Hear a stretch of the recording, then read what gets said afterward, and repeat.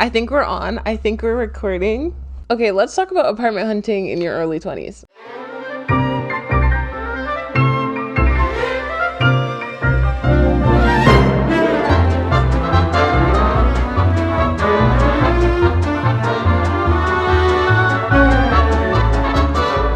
Hey everyone, what's up? Welcome back to the channel, or welcome if you're new. If you are new here, allow me to introduce myself. My name is Aliyah Renee.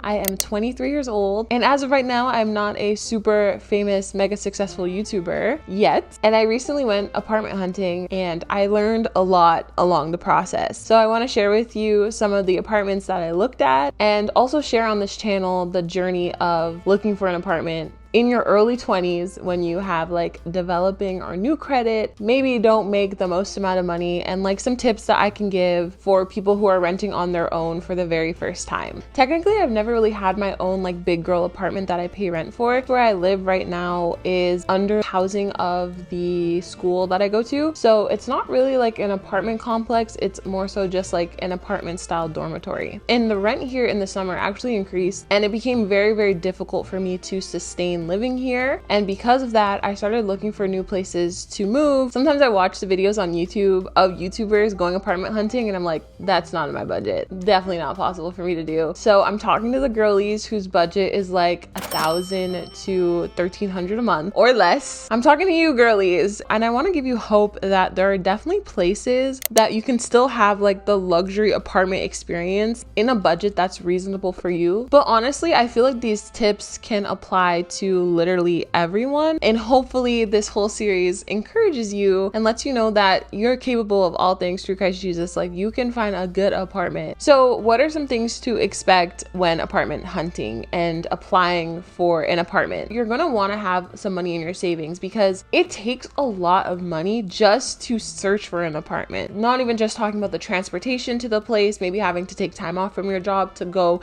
and look at these places. There are things like application fee. There's of course the bills that you need to pay. You're going to have to probably sign up for electrical services, heating services, and those all cost money. So if you know that you might not make enough income to make all of those ends meet, you're going to want to have a savings account to fall back on. So when it comes to saving money, sometimes it's hard, but the greatest way to save money is to save money when you're spending. And that brings me to a really amazing service, GoCashback. GoCashback has been working since 2014 to help people save money when they shop online. GoCashback.com is the fastest growing cashback website that allows you to get up to 31% cash back at your favorite stores when online shopping. From Sephora to eBay to Ulta to Amazon to AliExpress, you can find your favorite stores and most popular brands and start saving today. You can get your cash back in any form that's most convenient to you, by gift card, HeliPay, check, and PayPal.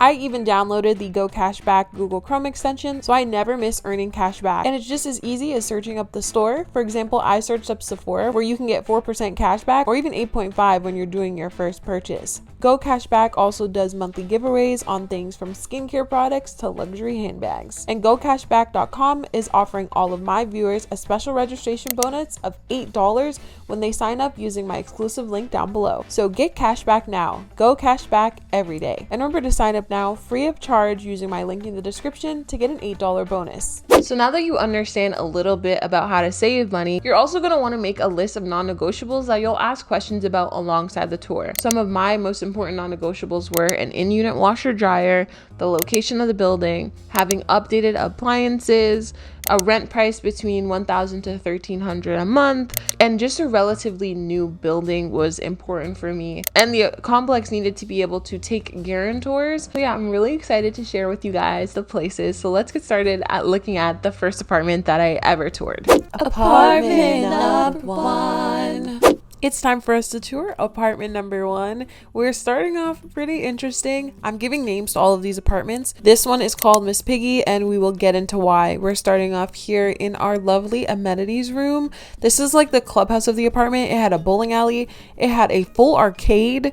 It was like fully stocked out with all of these amazing cool things. But one thing that I noticed about this amenities room was the fact that it probably brings in a lot of traffic. Like, just thinking about all of the tenants and their kids being there, it kind of concerned me that at some points this could probably act like a free daycare and I wouldn't be able to use it that much. And the pool being green was kind of a red flag. There was no one in the pool, so it made me start thinking about maintenance. There was also a nice double tennis court, which again no one was using, which was kind of odd. But then we made it to the unit. There was an eviction notice on the door. Me and my mom were a little bit spooked by that. And then we also noticed that we started seeing like the paint jobs weren't super consistent around the doors, and this is where this apartment gets the name Miss Piggy. Okay, so let's see what this apartment has. This is not the plan that I wanted, and this is also a model unit, by the way. When you guys are touring model units, please note, do not fall in love with all of the wonderful, beautiful decor, because this is not the unit you are going to be living in. So you really want to try to like ignore all the decor they put out to distract you and really take a look at the unit itself. What I liked about this apartment was that it had a full laundry room with a washer and dryer. That was obviously something that I really appreciated, but they had a broken door leading to the laundry room, and this was in the model unit, so imagine the rest of the tenants.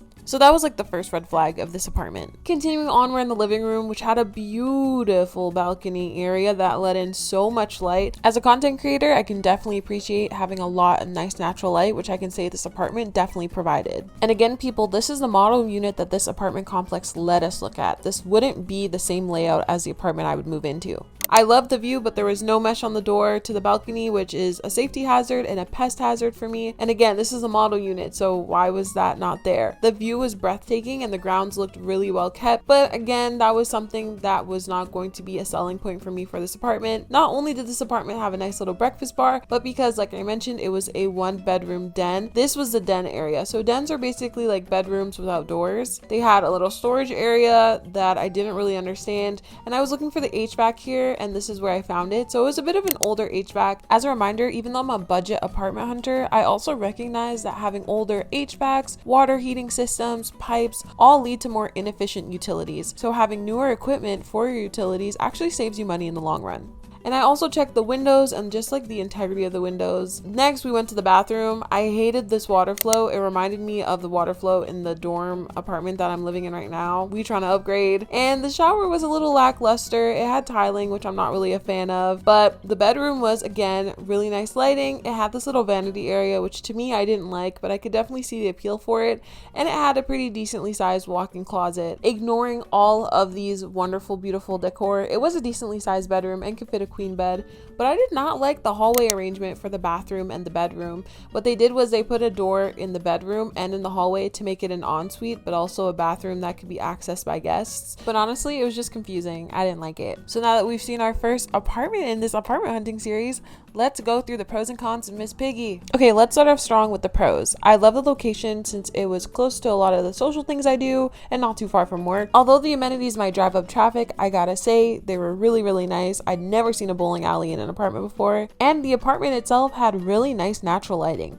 Okay, so now that we've done the pros, let's look at the cons. First things first, the tenant reviews on Google were not good. Always check tenant reviews because there will be a bunch of either really happy or really disgruntled people complaining about things. And one of the things they complained about was management and maintenance, which kind of showed with that green pool. It was also an older complex overall with older utilities, which I didn't like. There was a lot of apartment units on the grounds, which I also don't like because I was looking for something a little bit smaller and the rent was $1,500 a month without utilities. So needless to say, it was over budget. Apartment number 2. Since Miss Piggy didn't quite make the cut, unfortunately, we are moving to apartment number 2. We're going to call her Mrs. Fireplace. Starting off in the clubhouse, you walk down this little hallway and you see to your right a racquetball court and to the left a gym, which I thought was really cool. This also had a pool, which I didn't end up showing because there was a bunch of people there. It was really nice and clean and the clubhouse was just beautiful. As if the racquetball court was not already giving like bougie, we got on a golf cart to tour the grounds. There were a lot of units here, which as you know, I don't really like. I like smaller complexes, but they were actually pretty cute. Now let's actually get to the unit itself. This one had a really big living area right when you walk in, which I really appreciated. There were light fixtures scattered throughout, which I also liked. This is the kitchen. I actually didn't mind the appliances at all, even though I said I was looking for like a newer reno, but I just didn't like the cabinets. I didn't like that they were white and brown. Like if it was one or the other, I could deal with that, but I wasn't really a fan of it. Similar to the previous unit, we have a connected laundry room to the kitchen, and it had a built-in sort of storage area, and of course a full washer and dryer, which I again super duper appreciated. The doors were not broken. Love it. Moving on to the bedroom, after you walk down that hallway, the bedroom was also super big, and it featured a walk-in closet with a light, and it had just enough room for me. I think it could fit everything and hang up my clothes well. This is where things started to go downhill. I did not like this bathroom. They separated the sink from the toilet and the shower, which I guess it makes sense because guests can wash their hands while you take a poo-poo, but I didn't like it, and I also didn't like the tiling on the shower at all. One thing I can say about Mrs. Fireplace though is that she had ample storage not only in the apartment, but right when you walk in the door, it had a really nice cloak closet, which I feel like not many apartments feature these days. Despite everything else, the real deal breaker was that on this wall, in my actual unit on the 3rd floor, there would be a fireplace, and I was not vibing with that at all. So let's give Mrs. Fireplace a adequate send-off by going through the pros and cons for the unit. Pros, the amenities were really nice. It was 750 square feet, which was really cool. The tenant reviews were also really great, along with management reviews, and the look of the property was beautiful. Shimmying on to the cons, the first thing was the price. It was $13.60, which honestly was near my budget and I would have been okay with, but the quality of the apartment just didn't justify the price to me. The location was also a bit further away. It was an older complex, and the whole apartment had carpet, and I was looking for hardwood for not only cleanliness, but also a more modern feel. And of course the fireplace, I was not a fan of. Being on the 3rd floor with a real wood fireplace that has like an opening to critters and bugs just did not sound fun to me. Apartment 3, yeah, whoa, whoa.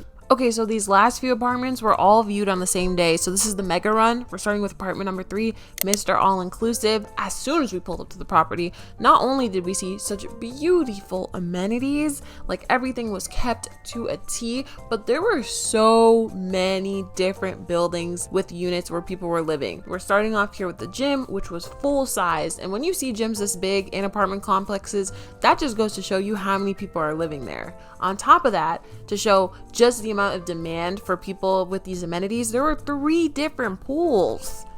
But let's not get distracted by all the amenities, and let's get into the 2 different apartments I saw. I liked the 2 layouts. We're starting off with the larger one.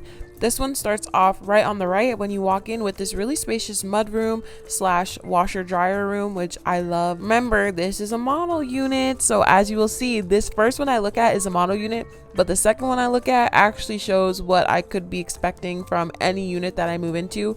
I don't know why I showed the toilet, but the bathroom was really nice. Heading out of the bathroom, I think that the person guiding the tour, like, he really wanted to emphasize how much storage is in these apartments, and honestly, it's insane. There's cupboards literally everywhere. I think I would have more things than storage, but this is the bedroom. It had a nice window, and it also could fit a double bed and had a walk-in closet, which I really appreciated.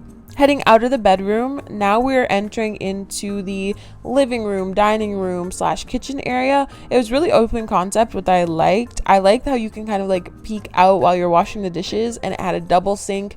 You could see this really nice door that leads out to the sort of deck area that you have. The kitchen also featured a lot of spaces to put things and storage, and I liked how spacious it was. But just in general, I think overall this was a little bit too much square feet for me. As someone who's living on her own, I definitely didn't need all of it. So let's see how I feel about a unit with smaller square footage. This one was 676 square feet, and understandably a little bit less on the rent. We started off in the bedroom here, which featured a really nice window as well as a walk-in closet. As you can see, this is not a model unit, and the way that the shelving is on the actual apartments is quite different from what the model showcases, which is something that I took into consideration. As you can see, we are fully carpeted, which is something that I don't really like. Carpets tend to like hold in the smells of older tenants. And as you can see here, we have a tiled bathroom, which I didn't like, as well as that faucet. Was not vibing with it. It did feature, again, a lot of storage, just because I think this apartment complex really wants to wow people with how much storage there is. I think it's just redundant at this point, how many storage places there were. The kitchen was a galleyway kitchen. It had white appliances, which I don't hate. It just wasn't super modern, and I could tell that there was some wear and tear on the kitchen. It did feature an in-unit washer dryer, which was one of my non-negotiables, and I appreciated that, as well as a coat closet. Now, although the views are stunning and breathtaking, I did notice when looking up at the ceiling, there weren't much lights. Like, there weren't any light fixtures, so I would have to put in lamps and stuff in order to light the apartment. But oh my goodness, when you walk out onto this balcony, this view can definitely sell you. I loved the view of the lake and it was really great, but again, there was just something missing with this apartment. Now that we're leaving Mr. All-Inclusive, let's send him off with the pros and cons wrap up. For the pros, the price was absolutely amazing. It was $1,100, not just for rent, but also with all utilities included, which to me is like a pro, but it's also a con because, like, why is it so good? I also really like that there's flexibility in the square footage if I wanted to go smaller or larger. And the general look of this apartment complex was beautiful with the pools and all of the amenities. I could definitely say that was a strong pro. All right, on to the cons now, which were a lot of big deal breakers.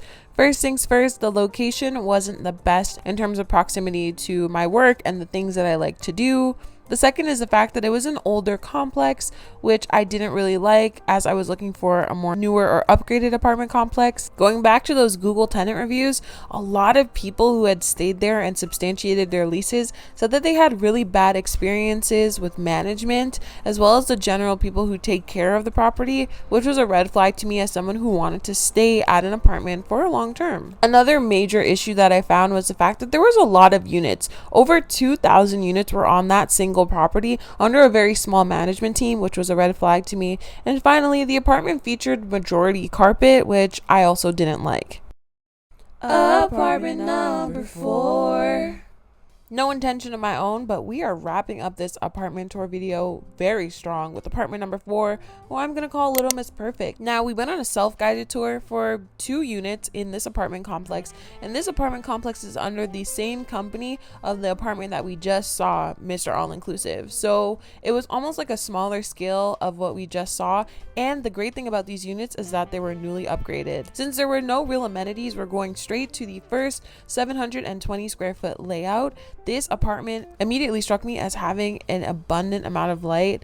Every apartment featured a little bit of an older type balcony. As you can see, the tree there was one of my biggest concerns because I knew it would attract wasps and bees, so I wasn't really a fan of that, and they told us that they couldn't remove the tree if I moved in. Here's the kitchen, which is a gallery kitchen that was really quite small, one of the smallest kitchens that we saw in the day, but I really was attracted to the fact that there was a lot of new appliances and everything in this apartment was newly done. What I can say also about this kitchen is that it had very limited counter space, which I wasn't a fan of, but on the contrary, the apartment had beautiful cathedral ceilings and a lot of light. I also didn't really like the sort of circle island that they added here. I really didn't get the point, but beside the kitchen, I saw that there was a nice half washer and dryer, so still this is a pro. This is checked off of my non-negotiables, because a washer and dryer of any kind is greatly appreciated. Moving out of that main living area and into the hallway right outside the door, we are greeted with a really nice and spacious coat closet to put in your boots and coats right when you get in. And then beside that coat closet, we have a beautiful bathroom with a wonderful vanity mirror. I was so wowed by this. It was absolutely gorgeous. I loved everything about this bathroom. The modern appliances were amazing, but I did notice that there was a lot of white, and I can only imagine it would be very meticulous to clean. Regardless, we're going to push through and wrap up this apartment with the bedroom. As you can see, it had a fan and a really nice light fixture. This bedroom was a little bit smaller, but honestly, I think it was great. It featured a nice window that was almost like a sit-in. It was so cozy and gorgeous. I loved it. Howsoever, because I wasn't super satisfied with the kitchen on the previous layout, we saw one more unit with Little Miss Perfect. We start off with this bedroom, which I think faced a little bit of a different direction because it was much brighter. This bedroom is slightly smaller than the other one, but still features the same nice fan at the top with a light fixture, and it also features a real sneaky walk-in closet, because with those small little tiny doors you would not expect a walk-in closet, but look how much room there is in here. I think I could fit all of my clothes and a whole other wardrobe, which I really appreciated. Moving on out of the bedroom, we are then going to take a look at the bathroom, which is on our right. Now this bathroom is identical to the one that we saw before, so a whole lot of white, a beautiful vanity mirror, and in general it just is a it's just a beautiful bathroom. Like, it really is a gorgeously done bathroom. I love the dark hardwood in contrast to everything else being super white, and it was gorge. Coming out of the bathroom and into this main hallway, we see that this apartment also features a lot of storage. So here in the main area, there was a bunch of storage, and then there was also the same half washer dryer beside the kitchen, which again, check, definitely something I need. This was also a super big living room area. So the plan was to put in the living room as well as my office in this main space. One thing I can say is, again, there was no lack of storage as there was some under the island. And this kitchen, although it was around the same size as the other, I appreciated that the island here was much bigger, and it also it made more sense in terms of the layout. Moving on, the view here was much better, although there was a tree still beside the balcony and it just gave hornet's nest, mansion for little buggies. I could really see a little bit of the complex as well as the pond that was featured, which was absolutely breathtaking. I could definitely see myself sitting out there. And then we spent a bit of the rest of our self-guided tour trying to figure out how we would tackle all of the space in this apartment. It was a lot for little old me, which honestly is a pro but also a con. But I love that there was another fan here in this main living area and a lot of lighting. Alright, you know the drill. Let's wrap up Miss Perfect by talking about a pros and cons of the unit. So the pros was definitely that both units were around $1,400, and that included utilities. So even though my budget was like $1,300, adding another $100 so I wouldn't have to worry about utilities was definitely pretty nice. The second pro was that both of these units were really big, so there's a lot of space for me to work with, especially for the price. The look of the property was also gorgeous, and the units were newly renovated. If we just took the location by face value, it was a little isolating, but in general, it was close to a lot of the social things I did, but not super close to work. The management and staff there were absolutely amazing, and the tenant reviews were justifiably so, super good. Now let's get into the cons of this unit. First things first, I didn't like the fact that the community was a little bit older. It was definitely like very coupley, very old senior-y, and although that means super quiet, it also means I wouldn't necessarily be around people my age. Although the units were beautifully newly renovated, it was also an older complex. So it's like thinking about the bones and the pipes and the structure of things and how well it would hold up over time. Although huge is on our pros list, I also put it on the cons list because I'm living by myself. So I don't know if having 700 square feet is really necessary. And I feel like it would have probably made me feel kind of lonely in the end. The property was really beautiful because of its lakes, ponds, and trees, but I could also see how it attracts a little bit too much wildlife and bees and icky pests that can possibly come into the apartment because of all the lakes, ponds, and trees. These units were also on the 3rd floor, and this apartment did not have an elevator, and I can only imagine over time that the usage of the stairs might have gotten to me. And finally, this apartment actually had construction going on within the units. As I mentioned, it was a newly renovated apartment, and it also had a train that ran like twice a day, so that was definitely a con I had to consider. But nevertheless, I really thought that this apartment was mine, and when my mom asked me if I thought this was it, I definitely did. This is what you want, right? I'm so happy.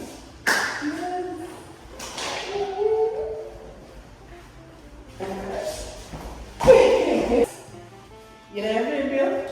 This is amazing. And this is the exact unit, not staged. This is what I'm saying. Oh, I feel at peace.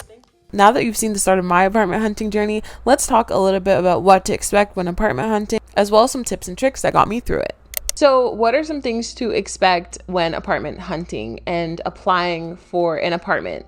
First things first, you have to understand a couple basic things that are always going to be asked of you when you're going apartment hunting. First is they're going to check your credit, and the second is they're going to ask like what your monthly income is. For the monthly income, they're going to be looking for things traditionally like pay stubs. So things that show money going into your bank account. They'll want to see that as a proof of income or revenue for you. And from there, they typically suggest that you make 3 times the amount of the rent. But if you're like me and you really don't make that much income to make 3 times the amount of a lot of rent, they also do things like check your credit. Let's say you can't meet that like 3 times a month threshold. The credit will help them understand like, okay, even if they can't make that, we can expect her to like go get credit because she has good credit and she can pay things off. I have really good Canadian credit, but my credit in America is not very good, and I'm apartment hunting in America. And going into this process, I actually got denied from some places because of my credit, which taught me you should probably look into guarantors. Guarantors are essentially people or companies or businesses that'll take out like a bond for your rent. So essentially they're saying